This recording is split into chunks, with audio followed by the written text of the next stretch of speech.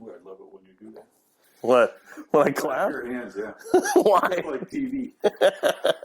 I have a slate, one of those. Oh, yeah?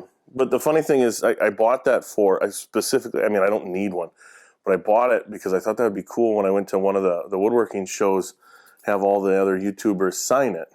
Oh, yeah, there you go. Because YouTube, video, blah, blah. Anyways, we start off organically here. So everyone, welcome back to the Woodworking Podcast. My name is Nick, and I can be found at nickferry.com, and I am joined with what is now the new co-host of the Woodworking Podcast, Bob Kloes. Hi, Nick. I'm Bob Kloes. You can find me at bobkloes.com and on Instagram at bobkloes456. And you like Instagram or Facebook better? I like Instagram. I do too. I'm not much of a social media. People, I'm not saying that I look the youngest in the world, but when people look at me, they kind of figure, hey, yeah, social media. I'm not a big fan of social media. It's interesting because I don't understand it. There's, I use it, but I don't understand it. Yeah, there's a lot of stuff where I have to hold my phone out and I show it to my wife. But Instagram I do like because it's a 60-second or less video or picture or several and a couple sentences about it. Yep. Yeah, it does work well. Because for whatever reason, for me anyways, Facebook just takes a while, and then I don't know. It's probably more in my mind than anything. But it's interesting because if I do an ad on Facebook or do an ad on Instagram, it's two totally different demographics. Oh, okay. You have a much younger demographic on Instagram than you do on Facebook. Before we continue this social media discussion, I wanted to thank everyone over on patreon.com/the Woodworking Podcast, all of our supporters there on Patreon. It is definitely appreciated. And if you guys are interested in contributing to the Woodworking Podcast and helping the show out, you can go to patreon.com/the Woodworking Podcast. Going back into, I just wanted to say and maybe you can do this on Facebook, maybe you can do it on Twitter and Snapchat. But I noticed on Instagram the other day, and this, somebody listening is going to be like, well, they've been doing that for years, Nick. But you can follow hashtags. Yes. So if, say, hashtag Team Spindle Sander, which is an ongoing thing with the podcast. But, obviously you're not going to want to follow, like, say, woodworking, where there's 8 million posts. Correct. Because that will really, clog up your newsfeed. But if you have something rather specific, because I know you always use the hashtag, was it hashtag Curly Woods of... No, I use Figured Woods of Wisconsin. Okay. But I also do Figured Wood.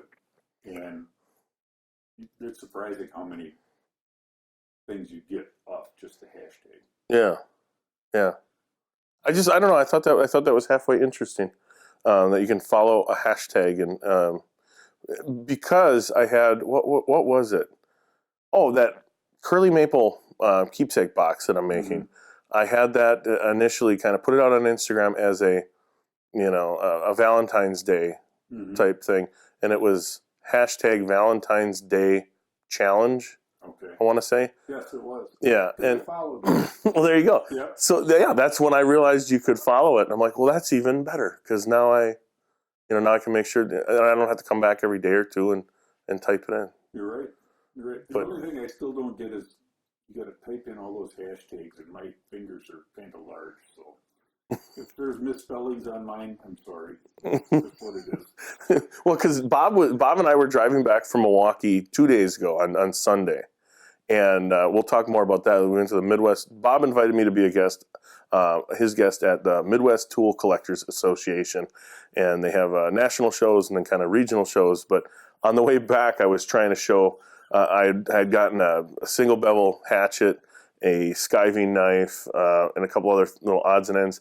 And it was a bumpy road, bumpy truck, and big fat fingers. And I told people on Instagram, I said, "There's no, just so you know, I'll post more when I get home. But we got 2 hours drive yet. and fat fingers and a bumpy road don't help." No. But you want to explain more about that? Because that's, like I said, you invited me to go to that. It was the Midwest Tool Collectors is an organization that was started back in the 70s. The mutual interest of old tools, whether they be woodworking, metalworking, gardening. It covers anything, but the majority is probably woodworking and metalworking. There's people all around the country, actually all around the world, that belong to it. The national shows are twice a year. The regional shows are done by the states, and we try to do at least one in every, not in every state, but it's broken up into regions. Wisconsin usually does one or two. Illinois does sometimes 3 or 4. Minnesota does a couple. Iowa does a couple. What it is guys and women that have an interest in old tools and old ways of working with the old tools. The Midwest Tool Collectors does a couple things. They not only bring together people for meetings and social gatherings, but they also do a lot of work. They contribute to the Mount Vernon. I'm trying to think of the word. Was it restoration? Restoration that's done at Mount Vernon with donate tools. They provide monies for a intern during the summer. They do scholarships for the members' families to go to college. That's where the money goes. So it really, and it's $25 a year. You get a quarterly magazine. You get the opportunity to come to the meetings. And you usually get one reprint every year of some tool-related old catalog, which is always kind of fun to see. But I belong to it since the early 80s, and it's a wonder. To me, I enjoy it. I like old tools. And it's fun to go. It's fun to meet the people. There's still a lot of guys that are there that they were a lot younger when I started. Of course, so was I. So it's been fun. It really has. And it's nice. I took a young man last year, and he joined, and I took Nick this year, and Nick joined. And it's a good group. It's a wealth of knowledge that you don't normally get, and it's an opportunity, if you're a woodworker or metal worker specifically, that you can get some really nice tools, usually at a really fair price. Well, even the Skyview knife, and for those that don't know, it's kind of a half-moon shaped knife for thinning out the edges of leather when you do leather work. I had some cheaper kind of Amazon, eBay Skyview knives, but this was an older one, and it was valued at, they're selling them on eBay for $40 to $60, and the guy wanted $3. Yeah. So I'm like, I can't pass that up. Or no, the Skyview knife was $5. Sorry, the glass cutter. The glass cutter. So I got an antique glass cutter too, with a wood handle. I thought it was neat. I probably won't ever use it for cutting glass, but that is one of those things, and that was $3. Yeah. So, and I have 3 or 4 other glass cutters because I've done stained glass in the past, and I worked with glass for a long time. But no, it was definitely interesting because there was a multitude of tools that I have never seen before. Right. Especially because I'm not primarily a hand tool guy. They had a bowl adze. In fact, I had asked Bob what it even was. I said, that looks like an adze, but the handle is super short and it wraps almost completely around your hand. He's like, that's a bowl adze. And I'm like, that is it would have been nice to buy that one, but I think he wanted like $125. That's pretty fair, but yeah, unless you're doing a lot of bowls, it doesn't pay to have. Like I wanted to play around with it. For a woodworker, it's a wealth. I'm a chisel and plane guy, so I tend to like chisels and planes, and I have way more than I really need. But when you can go buy a really nice socket chisel that's as good as anything that's made today for $5 and $8, and what do you got to do? You got to sharpen it and maybe make a handle. To me, it's a no-brainer. Yeah. And talking to the guys, there's a ton of older gentlemen there that were in industry back in the 50s and 40s. When I started, it went back into the 30s. These guys came up through the industries. They served the apprenticeships. They knew what the tools were used for. They knew how to use them. And that's something you just can't replace, is that experience. And you can talk to these guys and gain a lot of insight. Yeah. And it seemed like there was almost like a lot of mill workers and millwrights there, which was definitely fun. And yeah, just chit-chatting with some of the people as far as, and then workarounds for certain tools and why certain tools were kind of thrown away almost as junk when, you would think, I don't know. It's hard to explain. I'm kind of going down a rabbit hole with that, but Yeah, we could go way down a rabbit hole. yeah. Another thing I picked up was a raised panel plane from Pete Callen, and you've known Pete for a long time. I've known Pete for a long time. Pete is a retired fellow, has been in every branch of the service. He lives in downtown Milwaukee, and he's 70, I believe he's 75 now. But he makes hand planes and molding planes, smoothing planes, panel raisers, just about any kind of plane. What's always fun with Pete is I can say, Pete, I'd like a set of snipe bills, and he'll make me a set of snipe bills. That's not something you can do. His pricing on his tools are so ungodly low, it's ridiculous. A little panel raising plane like Nick bought was $45 or $40. Yeah. Molding planes, and he'd run anywhere between 35 to 75, depending if it's a double iron plane. I've got some triple iron planes that he made, which, if anyone knows hand planes and molding planes, those are really, really rare and really hard to do. But Pete does just a great job. Yeah, and he makes everything completely from scratch. Yeah. He makes the irons. Yeah. Yep, he does it all. I supply him the wood. Guys will give him specific pieces of wood to make planes out of. The steel he buys in Milwaukee, he has it heat treated in Milwaukee after he grinds it to shape. Yeah, Pete does it all. Yeah, that's awesome. And again, that's one of those things too, to where you kind of have to step off social media, Yep. step off of the internet to get, because you were telling me up until about 6 months ago, Pete didn't ever have a phone. He never had a phone. And I said, oh, so he just recently got a cell phone. He goes, no. He never had a phone. Right, exactly. Like a landline Yeah, phone. you aren't going to reach out and contact Pete. That's just not how it works. But if you join the Midwest Tool Collectors, I could probably introduce you to him. So That's cool. Yeah, it was definitely a pleasure meeting him, because it's my second plane of his, or second or third now that I have, and so that's just definitely a neat. yeah, Definitely got to, like I said, and step off of social media for a little bit. there's some interesting characters in there that it's worth meeting them just to meet them. There's some unusual stories. I would imagine. So, anyways, the main topic for today, is tools that you bought that you thought you would love, implement, use. They would be more beneficial to your productivity, but you really haven't. Let's talk about that. Because that was a question, and then I'll do the reverse too. Tools that maybe you were hesitant to buy, but now can't live without. Well, okay. To answer your second one was a domino. Building furniture as long as I have, I was always a mortise and tenon guy, and I had different mortisers over the years. I've had different ways to cut tenons, whatever. Looking at the domino when it first came out, I kind of scoffed at it and said, yeah, that's German engineering.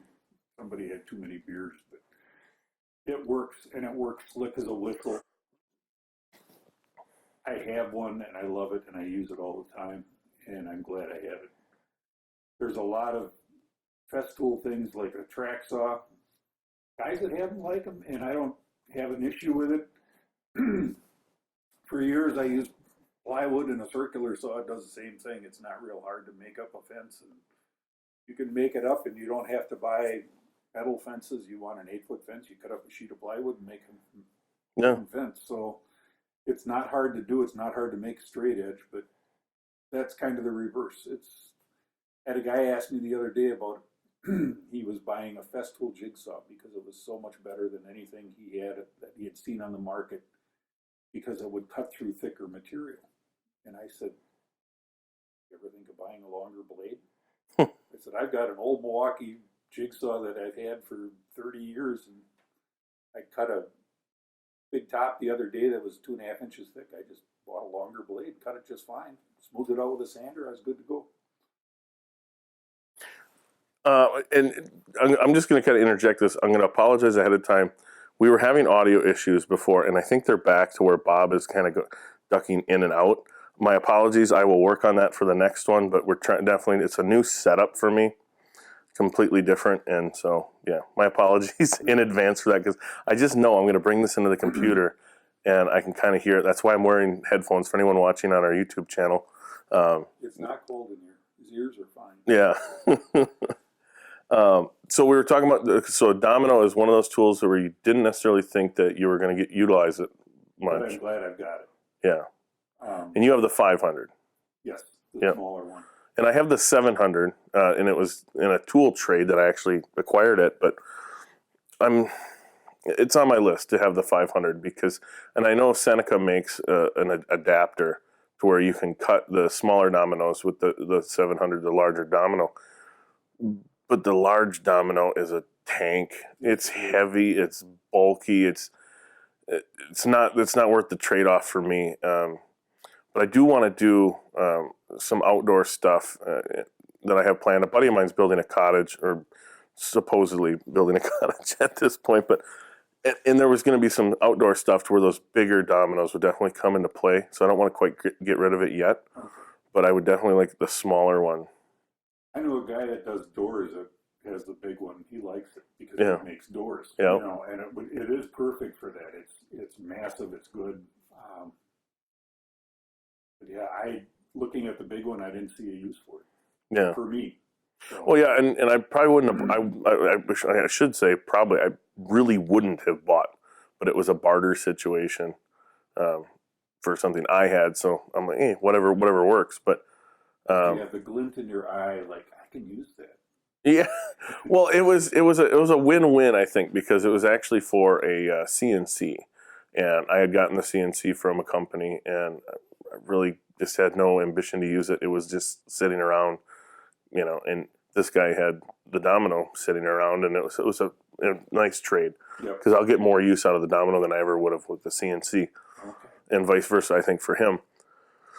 But going back to the original thing, is there anything you bought that you thought you'd get some good utilization from, and you just didn't? It was a total flop. Yeah, there's been a lot of things over the years. You buy jigs and things that you think are going to work better, make you a better woodworker. One was a little plastic, looked like a house that you mounted your bandsaw and you could use it to cut dovetails, and that was useless. I have certain sayings I use, but I don't want to use them here. So, and woodworkers, I think, are really susceptible to nice colors and colorful plastic and metal and wood and. Or I think the mentality behind that is, especially people that are halfway starting out, and maybe they're overwhelmed by the idea of hand cut dovetails, or they're overwhelmed by the idea of evenly spaced finger joints or things like that. And so it's like, if you act now in the next 30 minutes, we can, and it becomes this jig to where you're selling them foolproof. Right. You're selling them. Rather than putting in maybe a year of experience for $39.95 plus shipping and handling, you can bypass having that knowledge or that skill because this jig will do it for you. I mean, that's what jigs are supposed to do. They're supposed to make certain tasks and processes easier. But I think that's the appeal, anyways. It is, and it makes it faster so that you can be out building something in your shop and have it look nicer when it's done, or have it done a little faster so that you can get to the finishing. And there's certain jigs I bought over the years that have been fantastic. My Keller dovetail jig is bulletproof, and I could make dovetail drawers all day long with that and not have an issue. For years I used a half-blind dovetail jig and made all my drawers that way. It's great. I mean, once you get it set up and you leave it set up and you know what you're doing, the biggest problem I think sometimes woodworkers have, and maybe other people as well in I don't know what jigs like sewing people have, but where if you don't use that every day and develop the muscle memory and know exactly what you're doing, you get frustrated with it and you throw it aside. And I think that's part of the whole jig thing is you make a jig for a reason, and that's to speed up something. Mm-hmm. But you also want to make it easier and more repetitive so that the next time you need it, you have it there. Yeah. But if it's not something, if you use it now and then don't use it for 2.5 years, you're going to have to go through that whole thing of setting it up again and getting everything dialed in and whatever. It's one thing with a dovetail jig. I was always one that when I bought my color, I had some extra rotors. I set them up, and they're still set up. That's just how I do it. Yeah, that's how I am too. Because you turned me onto that system too. Yeah, it's just, people laugh when I say I had 29 routers, but there's a reason. You leave things set up, so when you want it, you go grab it, it's ready, you go. And I realize people don't make a living like I make a living. But there's also, if you want to do a kitchen, buy some routers and set up your dovetail jigs so that you're not cutting plywood one time and then all of a sudden you want to make some drawers. You got to set everything up for that. You've got it there. That's the way I look at it. And just towards the end there, I think I heard Bob cut out a little softer. But again, I apologize. We'll have to try and fix that for next time. But so I don't know if did we ever talk about, I'm just trying to think real quick. These casual conversations, this is definitely, I like doing this the way we're doing it because it's just a casual conversation. The only problem is we're not recording everything. And what were we talking about before I hit record? And I said, before you talk about that, let me hit record because that's what I asked you about if you wanted to turn some handles for chisels and that I had a little piece of ash that you could use. Yeah. And you asked me, well, I needed to make 8 handles. And I said, well, it's big enough. It's 8 feet long. Yeah. The funny thing is because Bob has quite a bit of wood. It's part of what he does is actually sells a lot of wood. But he's like, hey, did you want to, turn some handles? Because I have some Stanley Sweethearts socket chisels. And it's just the standard, wood handle that's on them. And I thought it would be cool if there was, just look a little nicer and then also kind of improve my lathe skills for not only spindle work, but repetitive work. And he's like, oh, I got this piece of curly ash that I think would look beautiful in theirs. And it's a little chunk of 6/4. And so you should have enough. And I'm like, well, I said I got a full set. I think I got like 10 chisels in that set. And he goes, oh, it should be long enough. That should be enough. It's an 8-foot board. I'm like, where are you getting saying that you have a little chunk? Although I did that in one of my earlier videos. I think it was my walnut scoops video. And I guess you could just chalk it up to regional nomenclature. But I said, I just had this chunk of walnut laying around. And I think at that time it was like 7 feet long. Mm-hmm. And it was 8/4 by maybe 8-inch wide, maybe 7-inch wide. The reason there's so much more to the words, but the reason I called it a chunk of walnut is because when I did my kid's bedroom set, Hughie Sawmill, he gave me that piece of walnut for free because I bought all the hard maple from him. Okay. And he goes, oh, you want, because I was added a couple little flourishes and inlays and stuff out of walnut in those pieces. And he's like, well, here, just have this. And so that was after I used the 6 inches of it that I needed for, little plugs, it was just hanging out in the shop. So I'm like, that's a chunk of walnut. Yep. But it's all what you get used to being around, I guess. And I know I'm spoiled because I have so much wood. When I started off selling wood, it was because I didn't want to sell my stash that I had set aside for all those years. And that stash is all gone. I don't think I used hardly any of it. It's just you find different stuff all the time, and you think you find a really nice piece of wood, and then pretty soon you find an even nicer piece of wood. So no. My secret stash is really not a secret stash anymore. No, that's funny. How many board feet do you think you have? 25,000 probably. Yeah. Yeah. A couple boards is what he did. Yeah. No, I can see how that goes though, because and I don't know if you want to call this a sickness or whatever, but there are pieces of wood around my shop that it's hard for me to commit to a project to cut up to use. And I know people that don't have access to some of the nicer woods are probably like, you got to be kidding me. But even that curly maple, keepsake box I'm making, I've had that piece from you for a few years now, and it would always kind of just sit there, and I'd always like, man, that's some really nice curl. And what did I say? You're like, I've got better. Yeah. Yeah. And, it's all, and this is always hard for people when they look at lumber. Like, I look at a lot of rough lumber, and I have to see the figure in it to know what I'm getting. And I can't expect somebody that I take a picture of a rough curly maple board that they're going to see what I see in it. Yeah. And it's hard to explain that to people, and I don't want to make anybody think I'm better than them or anything else. It's just, I look at this stuff all day long, and I know what I'm looking at. And for somebody that doesn't know, don't feel bad. No, it's funny. I have this funny story about that because I was doing a theater set for a high school, and this is probably 6-7 years ago. And I said, we're going to need to get some more, select pine, get more of this, get more of that. And he goes, well, the budget's a little tight right now. Let's go. I'll see what we have kind of lying around and stuff. Okay. So like the next week I'm back, and he said, hey, come walk with me. And he opens up these doors, and he's like, what about this? He goes, can we use this, or is this too gone? Or I forget the word he used. And here he went into the wood shop of the high school, and it was their hardwood cabinet, their room, and it was mostly like rough maple and rough cherry, rough walnut.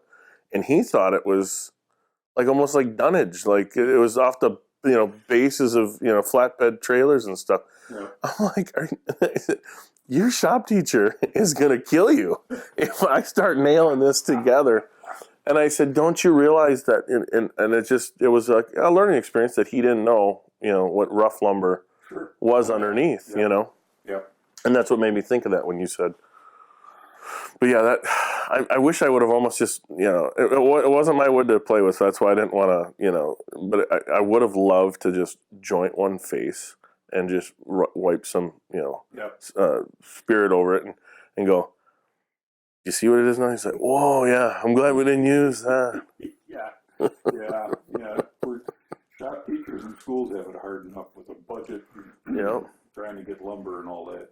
And it's one of those classes to where, especially if it's not, if the kids are kind of pressed for money, because it's a class that you normally have to come up with additional funds to pay for the wood. Yep. And there are times I've given wood to schools.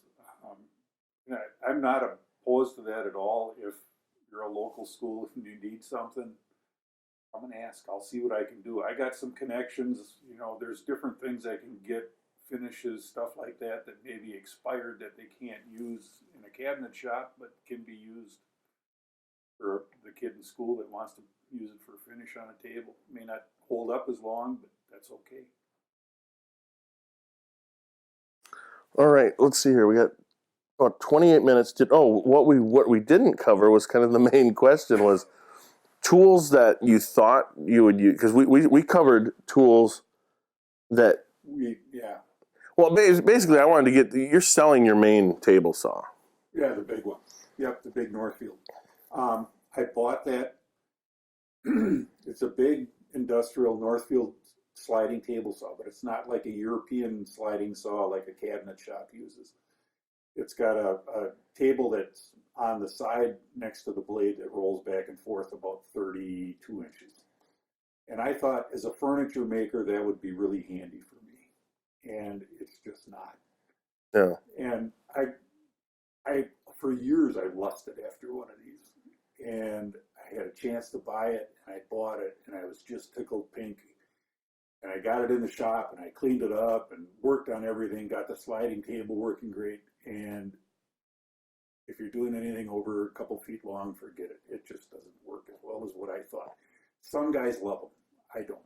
No. So that was a lesson learned for me. What's the biggest blade you can put on there? 16? 18 inch. 18-inch blade? 18-inch blade. You can cut 6 inches deep.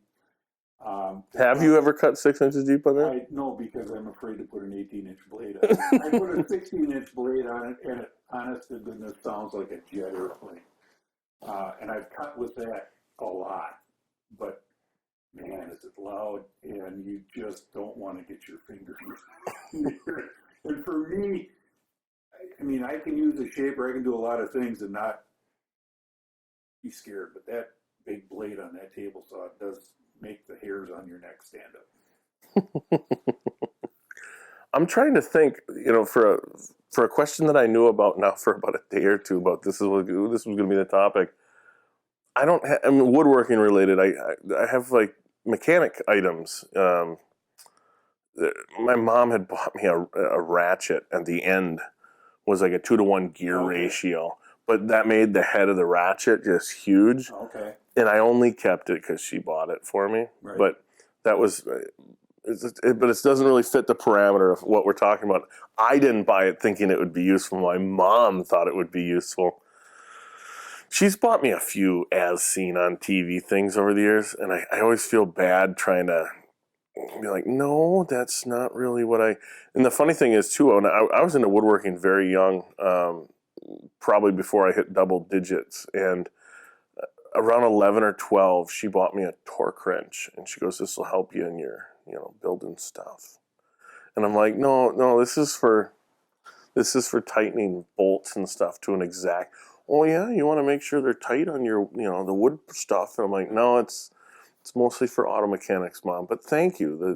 Don't ever argue with your mom. Yeah, I mean, it just boils down to that. It's always the thought that counts on that. But you talk about things in woodworking that guys buy. I mean, I bought overarm routers.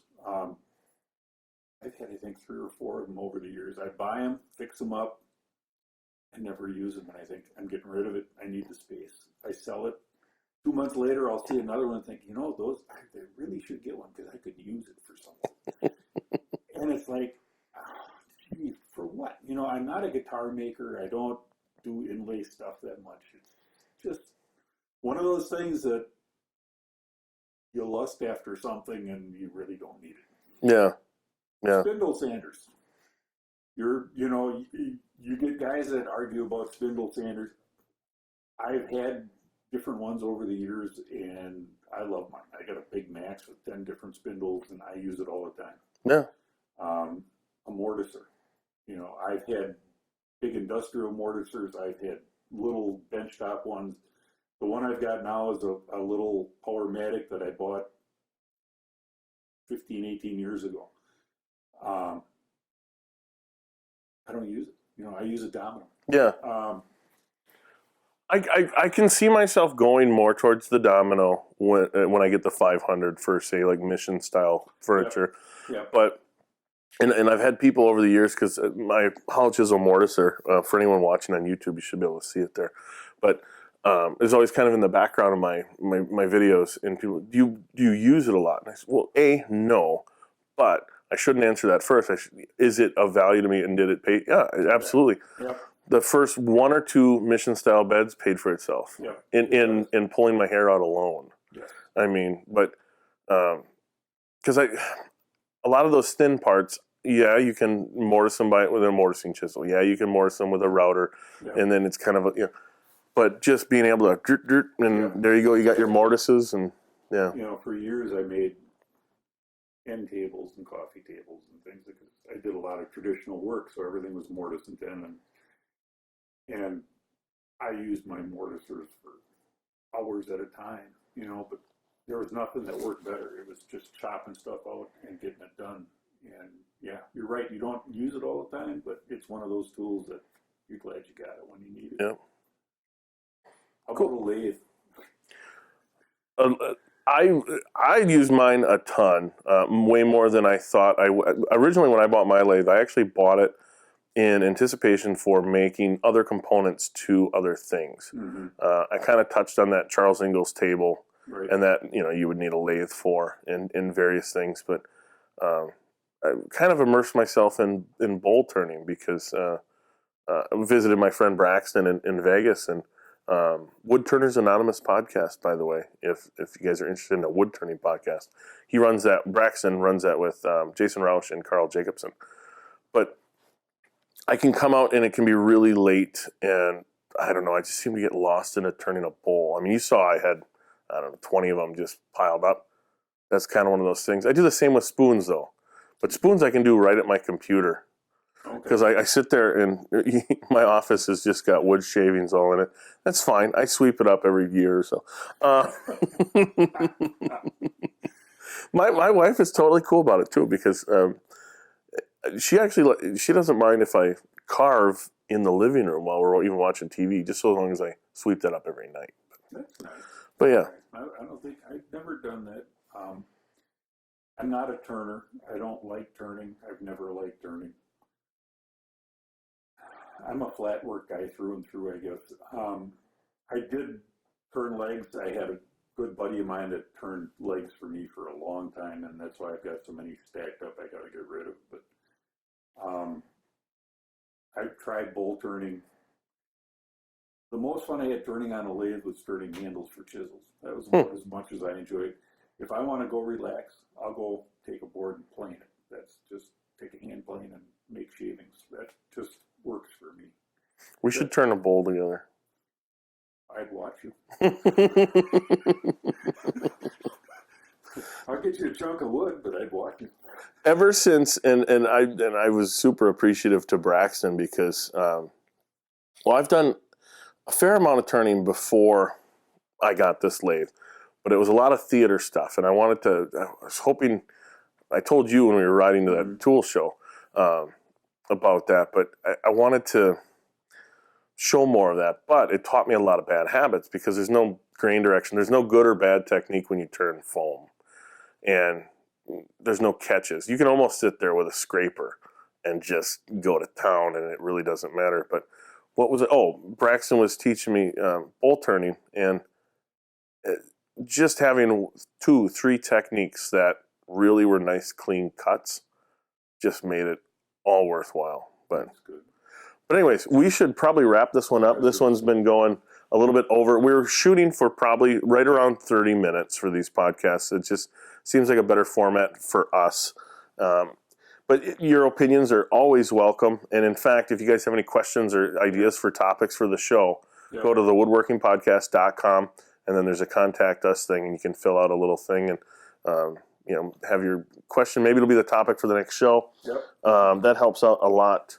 And again, thanks to the patrons over at the patreon.com/the Woodworking Podcast.